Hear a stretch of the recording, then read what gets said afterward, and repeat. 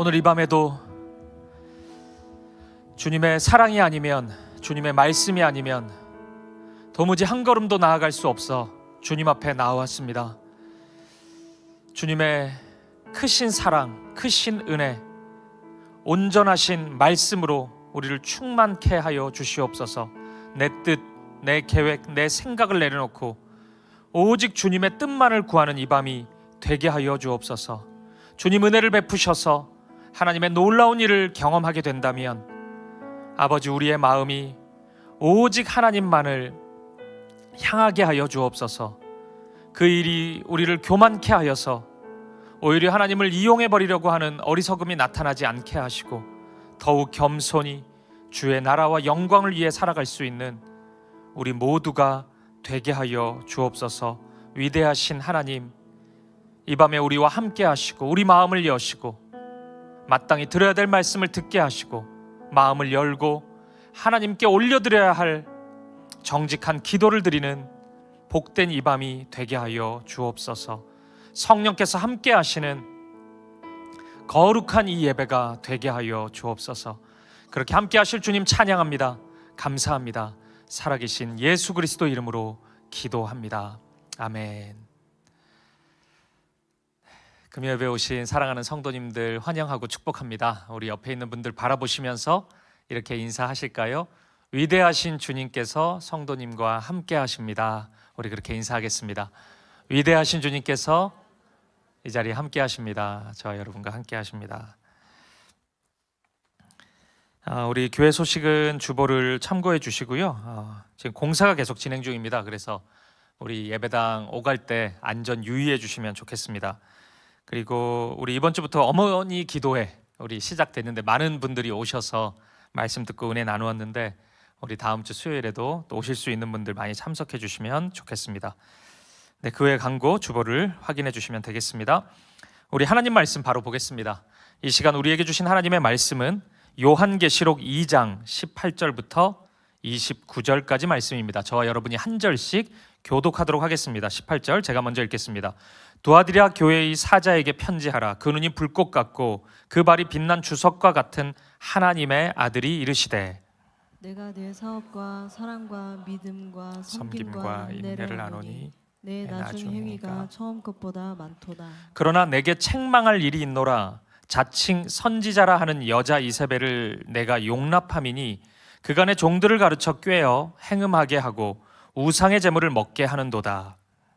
또 내가 그에게 회개할 기회를 주었으되 자기의 음행을 회개하고자 하지 아니하는도다. 볼지어다 내가 그를 침상에 던질 터이요 또 그와 더불어 간음하는 자들도 만일 그의 행위를 회개하지 아니하면 큰 환난 가운데 던지고 또 내가 사망으로 그의 자녀를 죽이리니 모든 교회가 나는 사람의 마음을 살피는 자인 줄 알지라.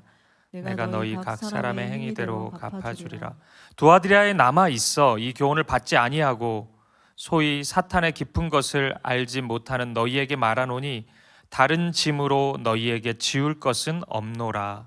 다만 너희에게 있는 것을 내가 올 때까지 굳게 잡으라. 이기는 자와 끝까지 내 일을 지키는 그에게 만국을 다스리는 권세를 주리니 그가 철장을 가지고 그들을 다스려 질그를 깨뜨리는 것과 같이 하리라. 나도 내 아버지께 받은 것이 그러하니라. 내가 또 그에게 새벽별을 주리라. 귀 있는 자는 성령이 교회들에게 하시는 말씀을 들을지어다. 아멘. 오늘은 두아디라 교회를 향한 주님의 말씀입니다.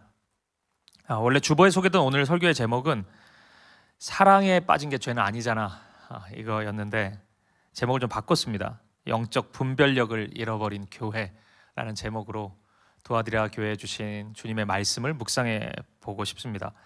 올해 상반기에 가장 핫한 드라마를 하나 꼽으라면은 단연코 폭삭 속았수다일 것 같습니다. TV를 보든지 SNS를 보든지 이 드라마 이야기가 제일 많이 나오는 것 같습니다.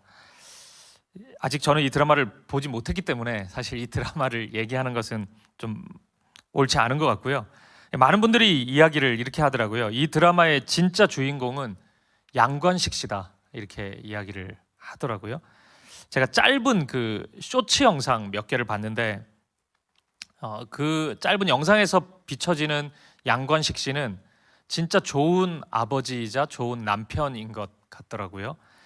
그래서 어느 댓글에 보니까 이 나이든 양관식 씨 역할을 맡았던 그 박해준 배우인데, 박해준 배우의 얼굴만 봐도 눈물이 난다, 뭐 이런 댓글도 달려 있더라고요.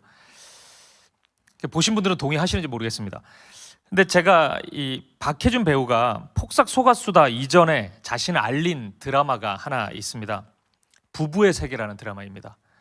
저는 이 드라마 또한 보지 않았기 때문에 사실 얘기할 거는 별로 없는데, 근데 이 박해준 배우가 했던 굉장히 유명한 대사 하나는 알고 있습니다. 그 화면에 하나 띄워주실 수 있으실 텐데, 제가 원래 설교 제목으로 하려고 했던 그겁니다. 사랑에 빠진 게 죄는 아니잖아.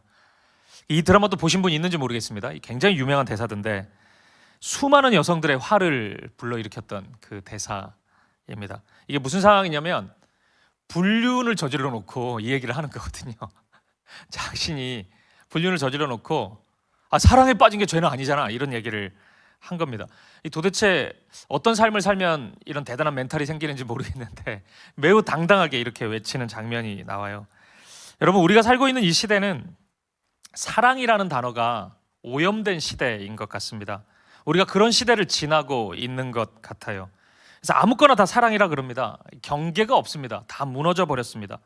폭력도 사랑해서 그렇다 그러면 또 이해 받아야 되는 것 같고, 분류를 해놓고도 사랑해서 그렇다는데 사랑을 이해 못 해주냐, 그런 얘기하고, 이 남자와 남자 사이에는 우정이라고 불러야 되는데 그것도 사랑이다, 이해해달라, 뭐 이렇게 얘기하는 것 같습니다. 하지만 하나님은 사랑을 말씀하실 때, 성경은 하나님을 사랑이라고 말씀하고 있는데 하나님은 그 사랑의 적용을 말씀하실 때 분명한 경계를 우리에게 말씀해 주고 있습니다. 이 십계명에서 제일 처음 이스라엘 백성들에게 주셨던, 이 땅에 주셨던 하나님의 계명인 십계명, 제일 마지막 계명을 한번 보세요. 출애굽기 20장 17절인데요. 우리 같이 읽어보겠습니다. 시작. 내 이웃의 집을 탐내지 말라. 내 이웃의 아내나 그의 남종이나 그의 여종이나 그의 소나 그의 나귀나 무릇 내 이웃의 소유를 탐내지 말라. 아멘. 경계가 있는 것입니다. 좋다고, 사랑한다고, 내 보기에 뭐 유익할 것 같다고 아무거나 다 취할 수 없어요. 하나님께서는 그 경계를 분명히 말씀해 주십니다. 이것은 신앙생활에서 더욱 적용되는 것 같습니다. 사랑이라는 이름 아래에서 모든 것을 다 우리가 받아들일 수는 없습니다. 사랑하라고 했다고 죄까지 사랑할 수는 없습니다. 그 죄인을 품어줄 수는 있지만 그 죄 자체를 용납할 수는 없습니다. 사랑하라고 했다고 말씀에 반하는 것까지 우리가 다 받아들일 수는, 용납할 수는 없는 것입니다. 물론 우리는 끝까지 사랑의 태도를 잃어버려서는 안 되지만 그렇다고 모든 것을 다 받아들일 수는 없습니다. 모든 것을 다 수용할 수는 없는 것입니다. 오늘 우리가 살펴볼 두아디라 교회의 문제가 바로 여기에 있습니다. 사랑의 열매가 굉장히 아름답게 빛났던 것 같아요, 이 교회는. 근데 그게 너무 과했던 것일까요? 어느 순간 용납하지 말아야 될 것까지 용납해버리는 어두움이 나타났습니다. 도대체 이 교회는 무슨 일이 일어난 것일까요? 그리고 이 교회를 향한 예수님의 말씀은 무엇일까요? 오늘은 이 두아디라 교회에 있었던 이 일을 우리가 한번 생각해 보도록 하겠습니다. 두아디라라는 도시는 산업의 중심지로 알려져 있습니다. 다시 말해서 노동의 향기가 가득한 도시였다는 것입니다. 특히 이 자료를 좀 보니까 구리 세공인들과 염색 세공업자들이 굉장히 많았던 도시라고 해요. 본래 이 도시는 군사 요충지로 알려져 있습니다. 그렇다 보니까 여기저기서 침략도 많고 전쟁이 많이 일어나니까 평화를 지키기가 힘든 도시였습니다. 근데 이제 로마가 다스리기 시작하면서부터 로마의 세계 통치 정책이 팍스 로마나였잖아요. 이 로마의 평화인데, 그러니까 로마의 말을 잘 듣고 충성하면 로마가 가지고 있는 군사력과 경제력, 그 모든 것을 통해서 평안을 가져다 주겠다. 이것이 로마의 정책이었습니다. 그러니까 로마가 다스리고 나면서부터 이 도시가 좀 변화가 일어났는데 전쟁의 위협에서 벗어나게 되었다는 것입니다. 그 결과 이 도시의 지리적 특징이, 이제 장점이 좀 나타나기 시작했고, 무역의 통로로 쓰임받기 시작하면서 여러 도시들 중에 가장 큰 경제적 혜택을 누린 것으로 알려져 있습니다. 말씀드린 것처럼 구리 세공업, 염색 세공업이 활발해지기 시작했고 이 두 사업이 이 도시 안에서 경제적으로 큰 부흥을 일으켰던 것 같습니다. 우리가 잘 아는 루디아 기억하시죠? 빌립보 교회를 바울과 함께 개척했던 자매님이 있었잖아요. 이 루디아를 보면 사도행전 16장 14절을 한번 보세요. 두아디라 시에 있는 자색 옷감 장사로서 하나님을 섬기는 루디아라 하는 한 여자가 말을 듣고 있을 때 주께서 그 마음을 열어 바울의 말을 따르게 하신지라. 루디아가 처음 등장하는데 두아디라에서 자색 옷감 사업을 했다고 말씀하고 있습니다. 염색 세공업, 이것이 이 두아디라에서는 굉장히 큰 돈을 벌었다고 합니다. 그러니까 로마 덕에 수익을 많이 누릴 수 있었던 것입니다.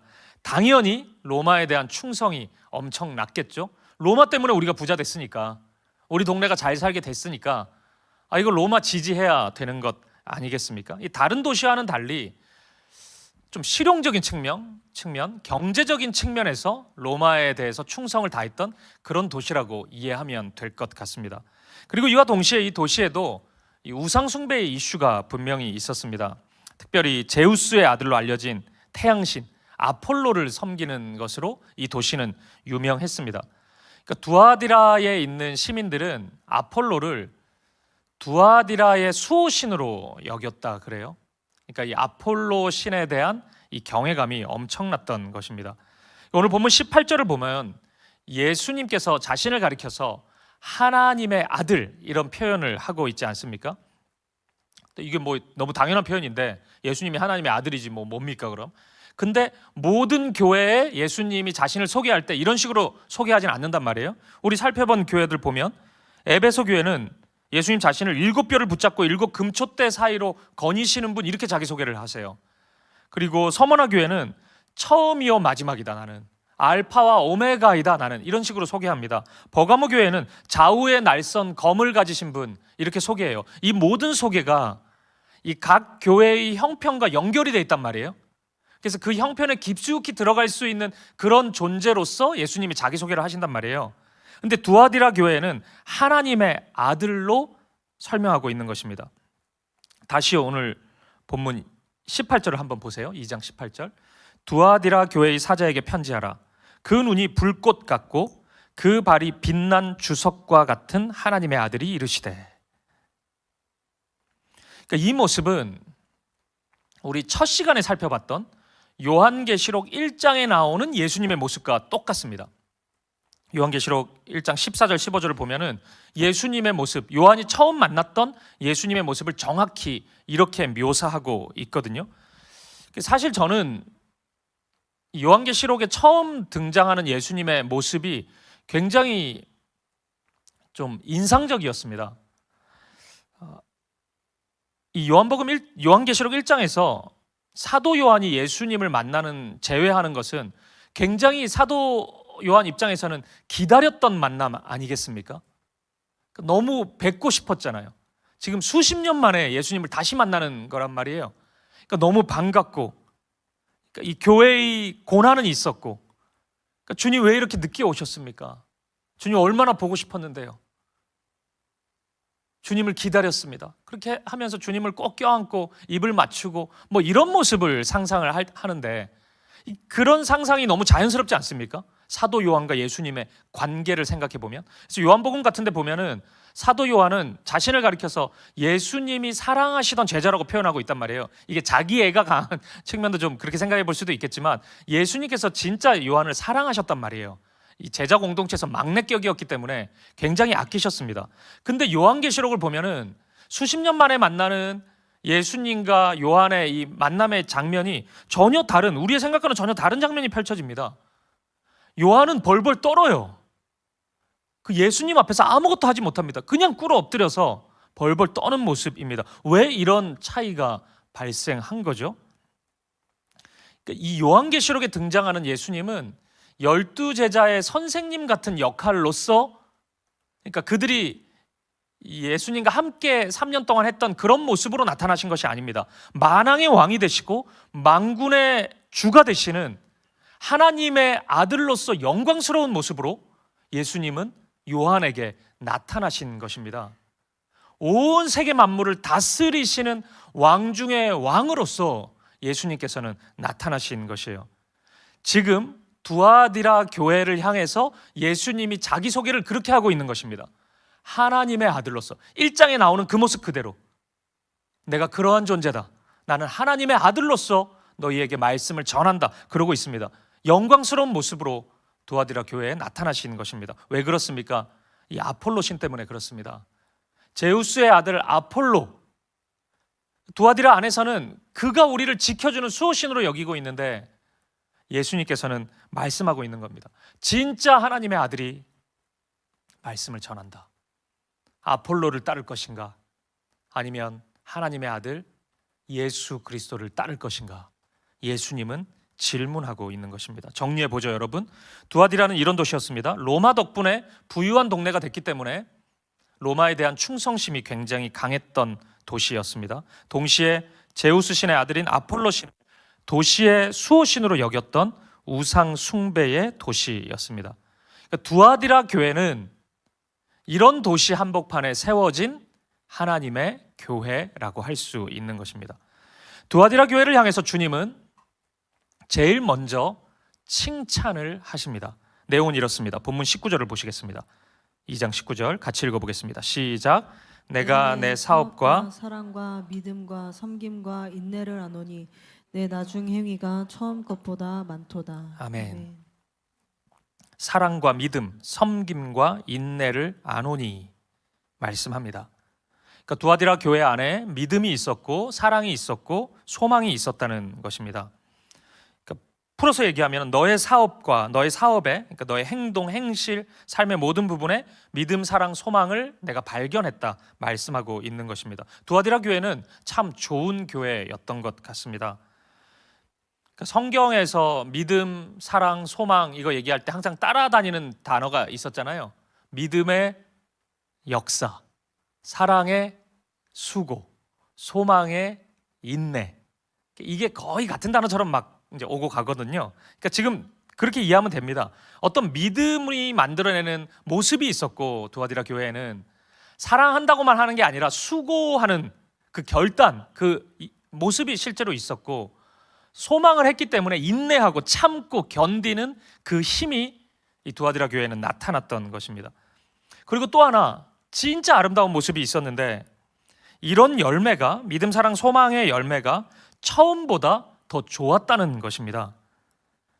너의 나중 행위가 처음 것보다 많도다. 주님의 말씀입니다. 그러니까 성장이 있었고 성숙함이 있었다는 것입니다. 시간이 지날수록 믿음도 커졌고 사랑도 깊어졌고 인내의 힘도 더욱 컸던 것입니다. 아마도 이 두아디라 교회는 노동의 향기가 가득한 곳이다 보니까 이 성도들은 신앙생활도 대충 하지는 않았던 것 같아요. 말로만 하는 게 아니라 몸으로 배우고 익히고 열매 맺는 그런 신앙생활이었던 것 같습니다. 굉장히 적극적인 신앙이었던 것 같아요. 저는 여기서 잠시 우리가 이 부분을 꼭 기억했으면 좋겠습니다. 주님의 칭찬이 지금 있는 장면인데 주님의 칭찬에는 믿음과 사랑과 소망이 있었다는 것입니다. 그러니까 이거는 두아디라 교회뿐만 아니라 성경 곳곳에 이 주님의 기쁨이 흐를 때 이런 단어를 말씀하신단 말이에요. 데살로니가 교회를 향해서도 주님이 막 자랑하고 싶다는 얘기 하시면서 바울을 통해서 그러면서 내가 너희 안에 있는 믿음의 역사와 사랑의 수고와 소망의 인내를 발견했다 이런 말씀을 하신단 말이에요. 데살로니가전서 1장 3절에서. 그러니까 주님의 칭찬은 다시 말하면 어떤 그들 안에 있는 지식이 크다고 해서 주님이 칭찬하시는 건 아니라는 겁니다. 그러니까 그들에게 있는 어떤 규모가 크다고 그래가지고 세상에서 볼 때 뭔가 화려하고 대단한 걸 가지고 있고 그런 것 때문에 주님이 칭찬하시지는 않는다는 것이에요. 우리는 그것에 너무 쉽게 속는데 그것이 뭔가 대단한 것 같고 자랑하고 싶고 이게 교회 안에서도 그런 일이 굉장히 많지만 주님은 좀처럼 그것으로는 칭찬하지 않는다는 것입니다. 믿음의 역사가 있어야 되고 사랑의 수고가 있어야 되고 소망의 인내가 발견이 될 때 주님은 기뻐하시고 주님은 칭찬하신다는 것입니다. 저는 우리 사김의 교회도 칭찬받는 교회가 되고 싶습니다. 주님이 우리 교회를 바라보실 때 내가 몇 가지 칭찬할 것이 있나니 저는 이런 말씀 꼭 들을 수 있었으면 좋겠습니다. 그러기 위해서 믿음이 있어야 되는 것입니다. 믿음이 만들어내는 일들이 우리 가운데 나타나야 되는 것입니다. 사랑에 대해서 공부하는 것을 넘어서서 사랑의 수고를 우리는 만들어내야 되는 것입니다. 우리에게 그것이 나타날 때 주님은 칭찬하시는 것이에요. 소망만 한다고 말만 하는 게 아니고 실제로 그 소망 때문에, 하나님 나라에 대한 소망 때문에 오늘의 현실, 그 어두운 현실을 견디는 모습이 있어야 되는 것입니다. 버티는 힘이 있어야 되는 거예요. 매번 건드리면 넘어지고 무너지는 것이 아니라 버티고 견디고 믿음으로 전진하는 그 모습이 나타날 때 주님은 기뻐하십니다. 주님은 칭찬하십니다. 저는 우리 사김의 교회가 그런 교회가 될 수 있기를 간절히 소망합니다. 여러분 어떻습니까? 이렇게만 보면 두아디라 교회는 흠잡을 것이 없는 교회처럼 보입니다. 그러니까 우리 첫 번째 살펴봤던 교회인 에베소 교회는, 에베소 교회도 참 좋은 교회였는데 처음 사랑을 잃어버리지 않았습니까? 그러니까 시간이 지날수록 그 어떤 진리에 대한 날카로움 때문에 사랑을 점점 잃어버린 교회가 에베소 교회였단 말이에요. 근데 두아디라 교회는 더욱 커져만 갔다는 거 아닙니까? 그 사랑이. 그러니까 진짜 좋은 교회였던 것 같아요. 그러면 책망이 없을까요? 그렇지 않죠. 제가 설교 시작 부분에 이미 힌트를 드리지 않았습니까? 주님의 책망이 있었습니다. 이토록 아름다운 두아디라 교회에도 문제가 일어납니다. 본문 20절입니다. 20절, 21절 우리 같이 읽어보겠습니다. 시작. 그러나 내게 책망할 일이 있노라. 자칭 선지자라 하는 여자 이세벨을 내가 용납함이니 그가 내 종들을 가르쳐 꾀어 행음하게 하고 우상의 제물을 먹게 하는도다. 또 내가 그에게 회개할 기회를 주었으되 자기의 음행을 회개하고자 하지 아니하는도다. 아멘. 자칭 선지자인 이세벨을 용인했다는 것입니다. 이 사람이 누군지는 정확히 알 수는 없습니다. 단지 구약에 나오는 이세벨로 불리고 있습니다. 그러니까 이세벨의 어떤 특징을 가지고 있었던 것 같습니다. 그리고 자칭 선지자 아닙니까? 그러니까 스스로 선지자로 부르고 다녔던 것 같습니다. 이 정도의 특징을 발견할 수 있습니다. 이 사람이 누군지 굉장히 궁금해지지 않습니까? 그리고 또 하나의 궁금증은 이겁니다. 왜 두아디라 교회는 이 사람을 용납했을까요? 이 사람을 왜 받아들였을까요? 구약 성경에 나오는 이세벨은 열왕기서에 나오는 인물인데 북이스라엘의 왕이었던 아합 왕의 아내입니다.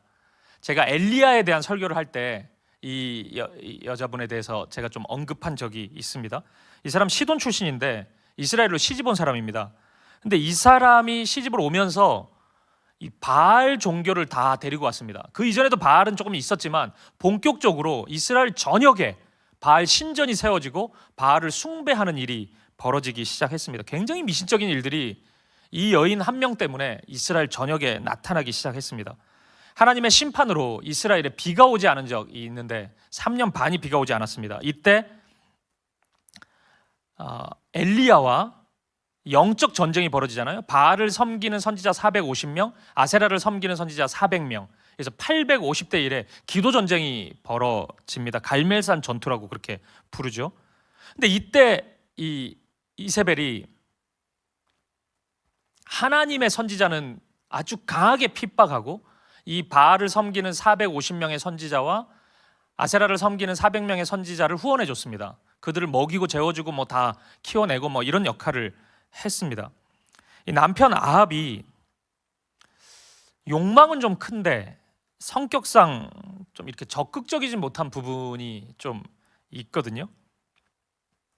그래서 원하는 것을 잘 얘기도 못하고 막 이렇게 적극적으로 취하지 못하고 뭐 이런 캐릭터로 보이는데 이 이세벨이라는 여인이 자기가 적극 나서서 남편이 원하는 것을 대신 얻어줍니다. 그러니까 이 과정에서 이스라엘 안에 있었던 공평과 정의가 다 무너지기 시작합니다. 거짓을 일삼고 이 나봇이라는 사람이 가진 포도원을 굉장히 탐냈는데 아합 왕이 그것을 이 아내 된 이세벨이 대신 얻어준단 말이에요. 나봇 죽입니다. 그러니까 남편보다 훨씬 적극적이고 훨씬 폭력적입니다. 남편 죽이고 포도원 이렇게 남편에게 줍니다. 그러니까 이 과정에서 온갖 어두운 일들이 이스라엘 안에 다 나타납니다. 이게 이세벨이라는 여인이거든요. 그러니까 지금 두아디라 교회를 향해서 이세벨과 같은 사람이 있다, 지금 이런 얘기를 하고 있단 말이에요. 어떤 이런 특징을 가지고 있는 것 같습니다. 이런 존재의 사람이 있었던 거예요. 근데 문제는 이 사람이 단순한 방문자 정도로 두아디라 교회에 있었던 것이 아니라 선지자의 이름으로 교회에 서 있었던 것입니다. 여러분 생각해 보십시오. 이 교회를 무너뜨리려고 하는 존재가 어두움의 옷을 입고 오면은 사람들은 경계할 것입니다. 그래서 그와 함께 어울리지 않을 것이에요. 근데 빛의 옷을 입고 와버리면은 미혹되는 경우가 굉장히 많을 것입니다. 그것이 사탄의 전략일 거예요. 미혹을 하는 겁니다. 그럴듯하게 다가와서 우리를 속아 넘어지게 하는 것입니다. 그러니까 이세벨로 불리는 이 사람이 빛의 옷을 입고 두아디라 교회에 와서 말씀을 전하고 막 그랬던 것 같아요. 그러니까 미혹이 되고 그러는 거 아니겠습니까? 이 사람의 메시지를 듣고 있으면 어느 순간 세상의 것들을 자꾸 용인하게 되고 용납하게 되고 세상의 방식과 동화되는 일들이 계속 일어났던 것입니다.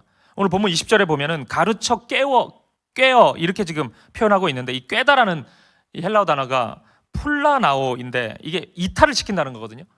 정상적인 길을 가는데 완전히 어긋나게 만들어 버리는 겁니다. 이 여인이 그런 역할을 했던 것입니다.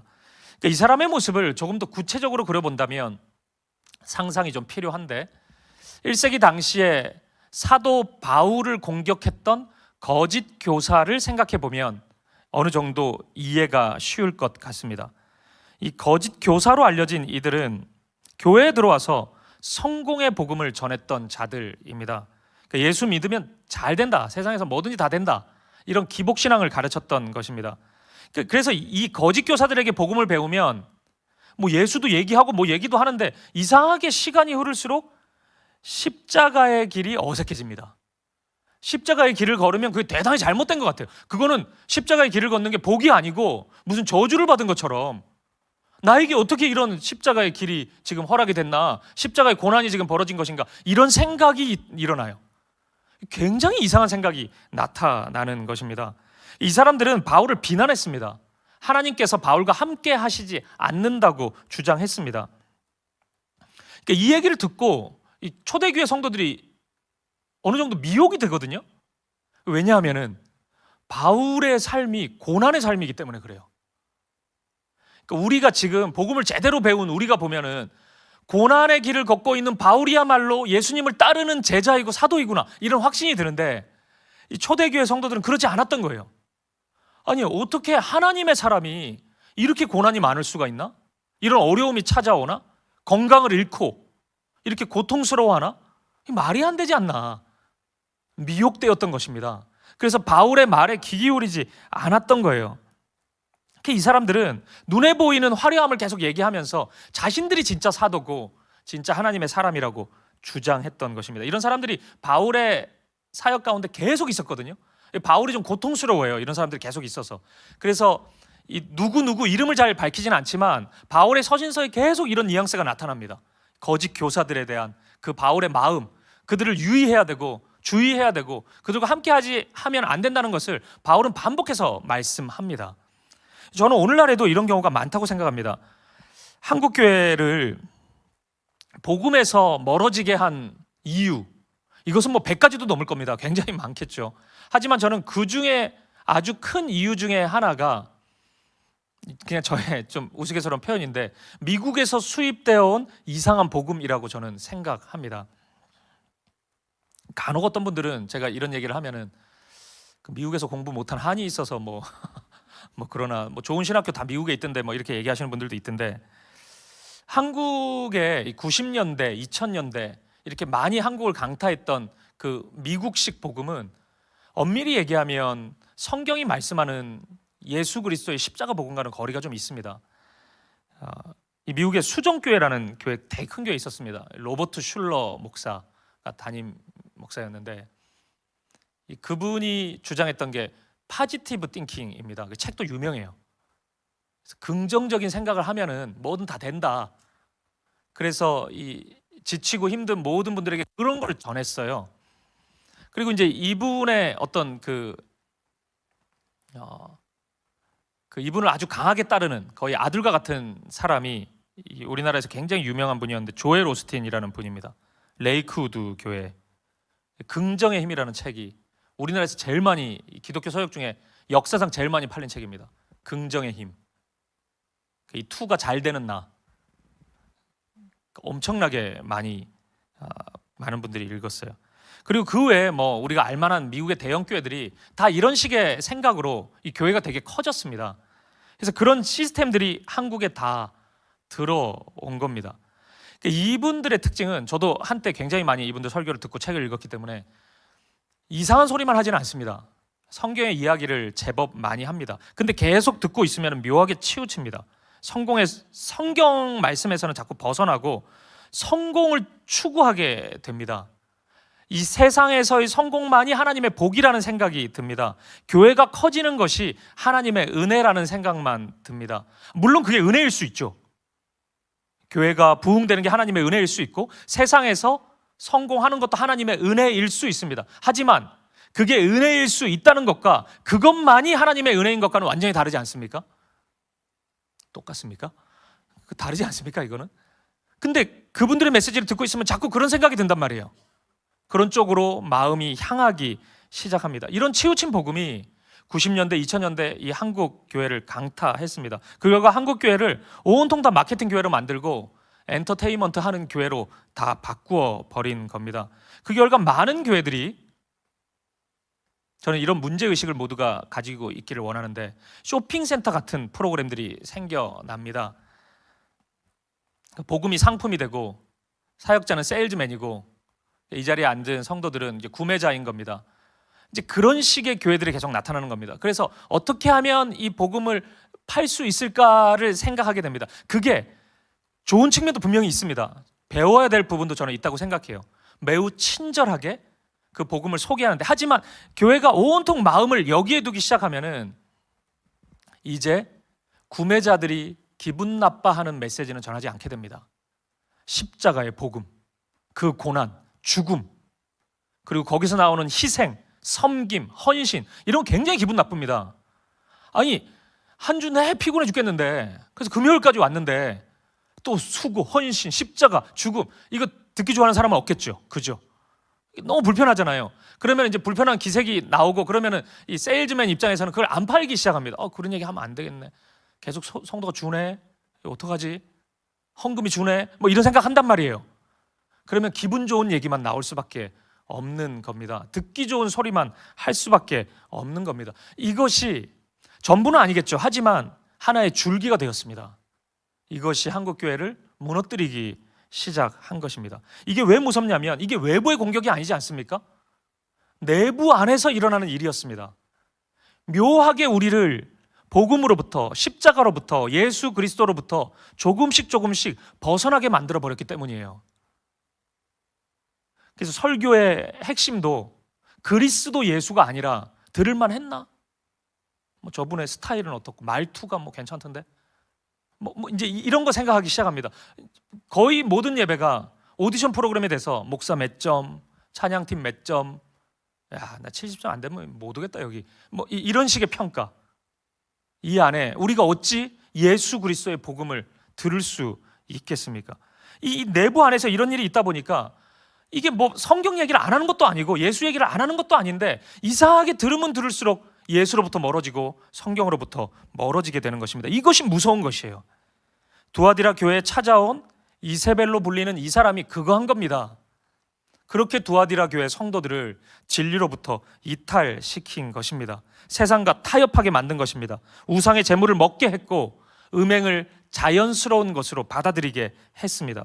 이 버가모 교회 때도 제가 말씀드렸지만 이 노동자들의 당시 1세기 당시의 도시에서의 모임은 식사 모임이 많았는데 그때 우상의 제물을 먹었단 말이에요. 그리고 음행하는 일들이 비일비재하게 일어났습니다. 아마 이런 사람들은 이런 메시지 전하지 않았겠습니까? 세상 살아갈 때 어쩔 수 없다는 식으로 계속 얘기를 했을 겁니다. 어쩌면 그 이상의 메시지를 전했는지 모릅니다. 그것이 하나님의 축복이라고. 그런 자리가 많이 만들어질수록 사실은 죄를 더 깊이 짓는 건데 그것이 축복이다. 하나님께 감사하자. 그런 자리를 허락해 주신 하나님께 감사하자고. 죄 짓는 자리를 기뻐하게 만드는 일들이 끊임없이 나타났을 것입니다. 그것이 이세벨이 했던 일입니다. 자칭 선지자 이세벨이 두아디라 교회를 그런 식으로 무너뜨리고 있었던 것입니다. 그럼 마지막 질문입니다. 그러면 그런 사람이 두아디라 교회에 왔는데 두아디라 교회 성도들은 왜 그를 용인했을까요? 왜 그의 얘기를 자꾸 듣게 되고, 그러니까 미혹이 되는 거잖아요. 왜 그에게 말할 수 있는 기회를 계속 줬을까요? 저는 이렇게 생각합니다. 두아디라 교회는 성장하는 교회였습니다. 열매가 나타나는 교회였습니다. 이건 너무 좋은 일이죠. 그러니까 사랑의 열매도 계속 나타나고 시간이 지날수록 퍼지고 더 풍성해지는 것을 주님도 아신다고 하니까 분명히 그렇게 성장과 성숙의 기쁨을 누리는 교회였을 것입니다. 하지만 이런 성장 속에서는 주의해야 될 것이 있습니다. 영적 분별력을 잃어버릴 수 있는 것입니다. 한 개인도 그럴 수 있고 공동체도 그럴 수 있습니다. 진보와 성장에만 몰두하고 집중하다 보면 영적 분별력을 잃어버리기 쉽습니다. 아마도 이런 사람들을 용인하는 것이 교회 성장에 도움이 된다고 판단했는지도 모르겠습니다. 그러니까 계속 내버려 두는 겁니다. 용인하는 것이에요. 사이즈는 커지고 겉으로 보는 성장은 계속 있는 것처럼 보이지만 영적으로는 무너져 버리고 있었던 것입니다. 분당우리 교회 이야기 좀 해드리고 싶습니다. 제가 이 간혹 뭐 교회 예가 나오면은 거의 분당우리 교회만 나오니까 또 뭐 자기 출신이 거기라고 맨날 그 교회 얘기만 한다 이런 분들도 있을 수 있고 뭐 실제로 그렇죠. 제 출신이 거기고 또 제가 이찬수 목사님을 스승으로 모시니까 이제 그분의 좋은 점을 이제 저도 이렇게 좀 많이 얘기하는 경향이 있는데 저는 그거 분명히 해드리고 싶어요. 그렇다고 해서 제가 분당우리 교회를 천상에 있는 교회처럼 아무 문제가 없는 교회처럼 여기지는 않습니다. 그 교회도 지상에 있는 교회고 사람들이 모여 있는 교회고 대형 교회였기 때문에 그런 교회가 가지고 있는 문제들이 분명히 저는 있었다고 생각합니다. 하지만 그럼에도 불구하고 저는 그 교회를 좋은 교회라고 기억하고 있고 그렇게 지금도 판단하고 있습니다. 그렇게 생각하는 이유 중 하나는 이겁니다. 분당우리 교회가 한창 성도가 많이 몰려들 때는 1년에 5천 명이 등록을 했습니다. 이제 우리가 이제 그런 것을 경험을 안 해보면은 많이 왔나 보다 이렇게 생각하는데 이제 사람이 그 정도로 오면은 그 속도감에 취할 수 있습니다. 너무 놀랐거든요. 저희도 처음 개척했을 때 막 처음 몇 주 동안 막 줄 서서 등록하고 이럴 때 이제 제가 그 얘기를 딱 듣고 나서 제가 제 감정이 아무렇지도 않았을 리는 없잖아요. 그 얘기를 듣고 막 눈빛도 흔들리고 이런 일이 일어난단 말이야. 이것이 부흥이구나 막 별 생각을 제가 다 했는데 근데 제가 그 순간에 분당우리 교회가 과감하게 기존 신자 등록을 거부한 것 저는 그거 쉬운 일 아니라고 생각합니다. 그리고 교회 건축을 하지 않기로 결정한 것 1만 성도 파송 운동을 결정한 것 그리고 철저히 제자 훈련을 했고 아무나 리더 세우지 않았던 것 저는 이런 거 그 교회 안에서만 볼 수 있었던 일이긴 하지만 굉장히 큰 결단이었고 아름다운 결단이었다고 생각합니다. 이거 진짜 어렵거든요. 제가 분당우리교회 부임하고 가장 곤혹스럽고 힘들었던 사역이 등록한 성도님께 전화해가지고 등록 안 된다는 얘기할 때입니다. 이런 경험은 많이 못 해봐요. 사역자가 어떻게 하면 좀 오게 하려고 자꾸 설득을 하고 그러는데 당신은 우리 교회에 올 수 없다고 그래서 동네 교회 가시면 안 되냐고 이런 얘기하는 게 굉장히 힘듭니다. 특히 청년들한테 이런 얘기 한다는 거는 청년 한 명이 귀하고 그런데 그런 얘기 하는 것은 굉장히 어려운 일이었어요. 하지만 저는 감사의 마음도 동시에 있었습니다. 교회가 성장하는 기쁨을 누리면서도 성장에 매몰되지 않는 그런 하나하나의 모습이 저에게는 굉장히 좋은 추억이고 또 저에게 굉장히 인상적으로 남아있는 사역의 한 부분입니다. 제가 이 얘기를 드리는 이유는 두아디라 교회에 이런 모습이 있었던 것 아닐까 생각이 들었기 때문입니다. 성장의 즐거움에 빠지다 보니까 속도감에 취해서 다 받아들인 것 아닐까 이런 생각 드는 겁니다. 이세벨이라고 불리우는 사람도 그냥 그 앞에 떡하니 서게 되고 용인되고 그 사람도 할 말 다 하게 되고 저는 이렇게 된 것 아닐까? 사랑이 과하게 적용된 거 아닐까? 이런 생각하는 겁니다. 유명한 말씀 있잖아요. 고린도전서 10장 12절 말씀. 그런즉 선줄로 생각하는 자는 넘어질까 조심하라. 특별한 은혜가 왜곡된 사랑을 낳을 수도 있는 것입니다. 여러분 기억하십시오. 뭔가 잘 될 때, 하나님의 은혜를 크게 받았을 때, 생명의 기쁨에 충만해질 때, 취해 있을 때 넘어지기 쉽습니다. 무너지기 쉽습니다. 성장 논리에 빠져서 거룩을 잃어버리기 딱 좋은 때입니다.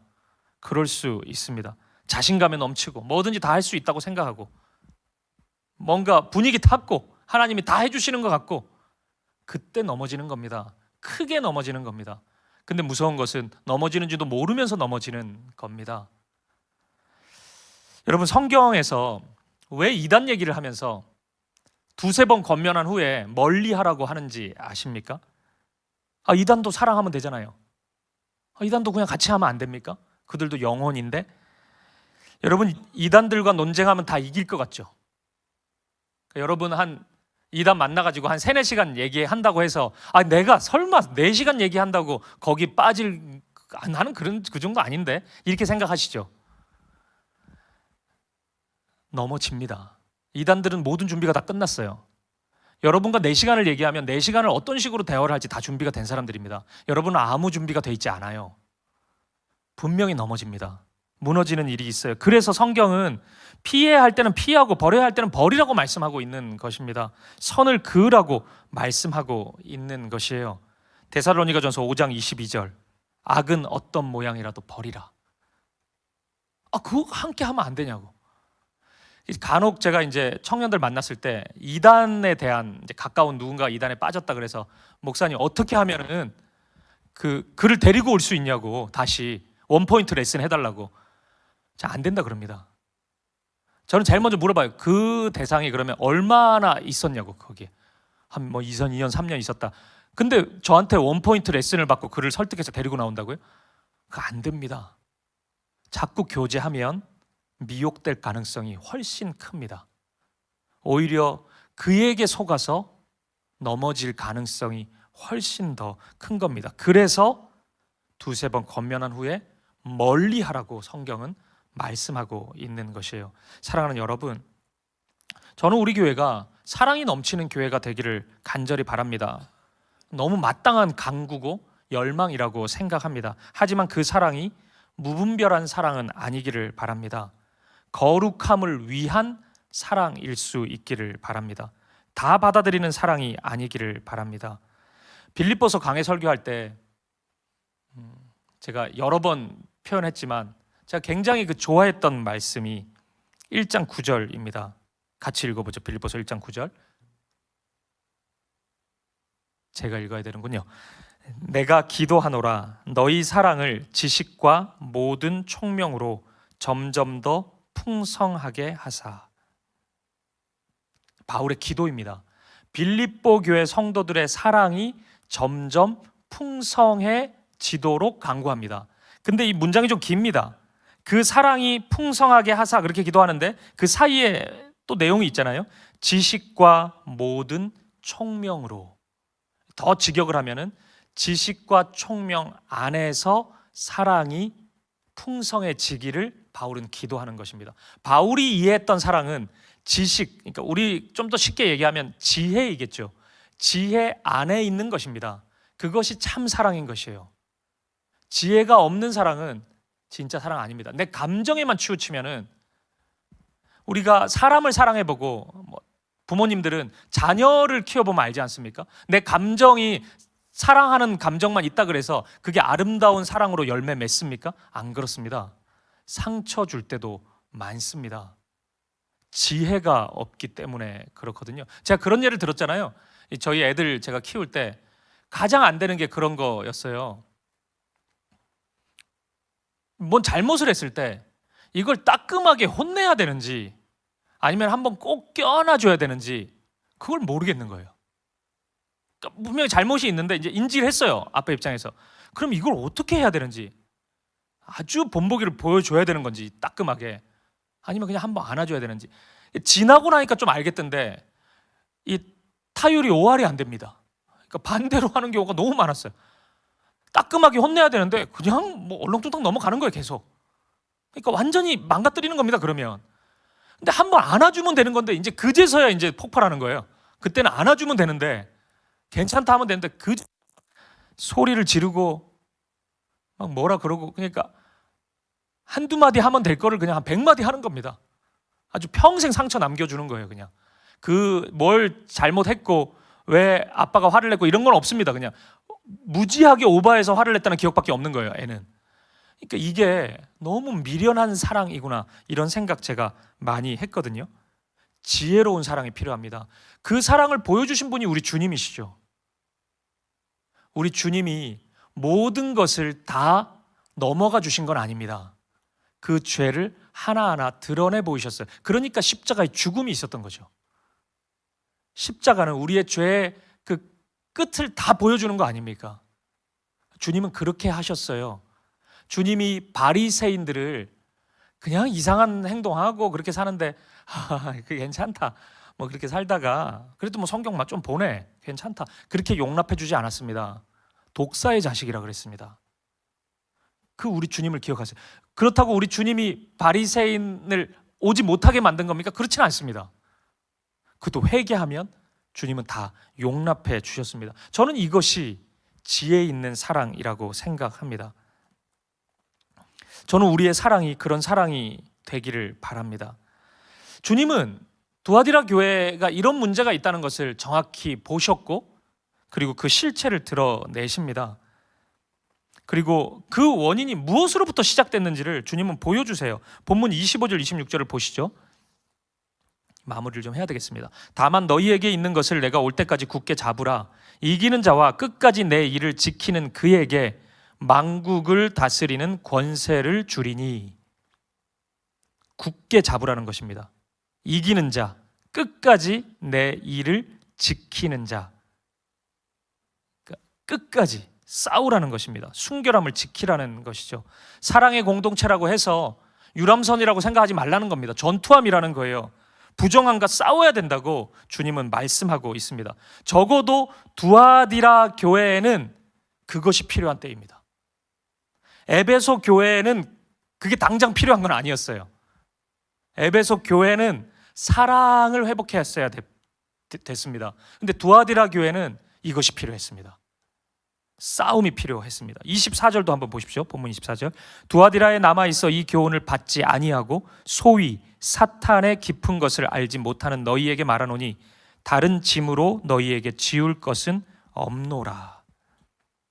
주님의 마음이 담겨있는 말씀입니다. 남은 자들이 있다는 것이에요. 이 남은 자는 성경에 일관된 어떤 중요한 주제 중에 하나인데, 어떤 어려움 속에서도 남은 자들이 있다는 겁니다. 엘리야 시대 때도 이세벨이 있었던, 바알에게 무릎 꿇지 아니한 7,000명의 남은 자들이 있었습니다. 엘리야는 아무도 남지 않았다고 생각했는데, 다 타협하고 바알에게 무릎 꿇었다고 생각했는데 주님 말씀하시거든요. 7,000명을 남겨두었다. 너와 같이 바알에게 무릎 꿇지 아니한 나의 자녀들이다. 주님 말씀하시거든요. 어려움 속에서도 그런 자들이 있고, 그런 자들을 통해서 하나님 나라가 선포되고 하나님 나라가 적용되고 확장되어 간다는 것입니다. 그것이 주님이 하나님 나라를 이 땅에 세우시는 방법입니다. 24절의 말씀은 그래서 1차적으로는 두아디라 교회의 성도들을 격려하는 것입니다. 남은 자들이 있거든요. 이 교회 안에서 이세벨의 교훈을 따르지 않고 주님의 말씀을 붙잡고 예수 그리스도를 따라가는 사람들이 있었거든요. 격려하는 것입니다. 기뻐하신다고. 내가 너희를 기뻐한다. 믿음으로 싸우고 있는 너희가 너무 자랑스럽다. 주님은 말씀하는 것입니다. 그리고 2차적으로는 그렇지 못한 이들도 있었겠죠. 그 길로 돌아오라고. 그것이 내 기쁨이 있는, 내가 원하는 그 길이니까 그 길로 다시 돌아오라고, 회개로 다시 돌아오라고 주님은 도전하고 있습니다. 사랑하는 여러분, 여러분의 삶에도 신앙생활에도 유혹이 참 많죠. 시험거리가 굉장히 많을 것입니다. 그리고 그 과정 속에서 여러분 주변에 다 신실한 하나님의 선지자들만 있으면 좋은데 자칭 선지자들, 이상한 사람들 또 많이 있을 수 있습니다. 사역자들이 신앙에 도움을 주지 못하는 경우도 많고, 목사들이 오히려 더 이상한 모습으로 등장하는 경우도 많고, 믿음의 동력자라고 여겼던 사람이 믿음으로부터 많이 어긋나 있는 거 보는 경우도 있을 겁니다. 저는 그런 여러분들에게 오늘 이 말씀은 격려하는 말씀이라고 생각합니다. 그럼에도 불구하고 믿음의 길을 끝까지 걸어가 보라는 것입니다. 그래서 그들의 미혹대로 아폴로 섬기지 말고, 이 세상에 그런 거 섬기지 말고, 그러니까 이 신의 아들이라는 것은 이 세상의 통치권을 대리하고 있다는 것인데, 이 세상에 무엇이 이 세상을 꽉 움켜쥐고 다스리고 있는 것처럼 느껴질 수도 있을 텐데, 그렇게 여기지 말고 진정한 통치자 되시는 예수 그리스도께 나아오라고 말씀합니다. 그러면 아름다운 새벽별을 주신다고 말씀하잖아요. 이 성경에서 이 새벽별은 예수님이 함께 하실 때의 그 상징적인 말씀이거든요. 그러니까 우리가 그 믿음의 길을 걸어가면 예수님이 우리 안에 거하십니다. 그리고 우리는 그분 안에 살게 됩니다. 그러면 어떤 일이 일어나냐고요? 열매를 맺게 됩니다. 요한복음 15장 5절을 보십시오. 나는 포도나무요 너희는 가지라. 그가 내 안에 내가 그 안에 거하면 사람이 열매를 많이 맺나니 나를 떠나서는 너희가 아무것도 할 수 없음이라. 아멘. 이렇게 됩니다. 이런 열매 맺는 삶이 나타나게 되는 것입니다. 아폴로가 그거 해주는 게 아니고 하나님의 아들 예수 그리스도께서, 포도나무 대신 그분께서 그 일을 이루어 주신다는 것입니다. 마지막으로 말씀 한 절을 읽고 오늘 설교 마무리하겠습니다. 스바냐서라고 구약에 말씀이 있습니다. 이 스바냐서는 전체적으로 심판에 대한 말씀인데, 이 성경의 마지막에 가면 남은 자의 이야기를 잠깐 합니다. 극한의 어려움 속에서도 믿음을 지키고 하나님만을 바라보고 말씀 안에 거하는 남은 자들이 있어요. 그들을 향한 주님의 마음이 드러납니다. 하나님의 마음입니다. 스바냐 3장 17절입니다. 잘 들어보십시오. 너의 하나님 여호와가 너의 가운데 계시니 그는 구원을 베푸실 전능자시라. 그가 너로 말미암아 기쁨을 이기지 못하시며 너를 잠잠히 사랑하시며 너로 말미암아 즐거이 부르며 기뻐하시리라 하리라. 아멘. 이 마음이 두아디라 교회 성도들을 향한 주님의 마음입니다. 그리고 오늘 우리를 향한 주님의 마음입니다. 내게로 나오라는 것입니다. 믿음의 삶을 살기를 원하는, 우리가 믿음의 삶을, 믿음의 길을 걸어가기 원하시는 그 주님의 마음입니다. 그 길에 내 기쁨이 있고 내 즐거움이 있다고 말씀하시는 겁니다. 우리가 한순간이라도 힘겹지만 그 길을 걸어가면 나는 기쁨을 이기지 못한다. 그 모습을 보면서 나는 노래한다. 주님 말씀하시는 것입니다. 그리고 그 길에서 벗어나 있는 우리를 바라보시면서 그 주님의 기쁨이 있는 그 길, 옳은 길, 선한 길, 그 길로 돌아오라고 말씀하십니다. 믿음으로 살아가는 우리를 바라보시며 기쁨을 이기시지 못하는 주님을 기억하며 믿음의 길을 끝까지 걸어갈 수 있는 저와 여러분 되시기를, 우리 사김의 교회 되기를 주님의 이름으로 간절히 축복드립니다. 우리 함께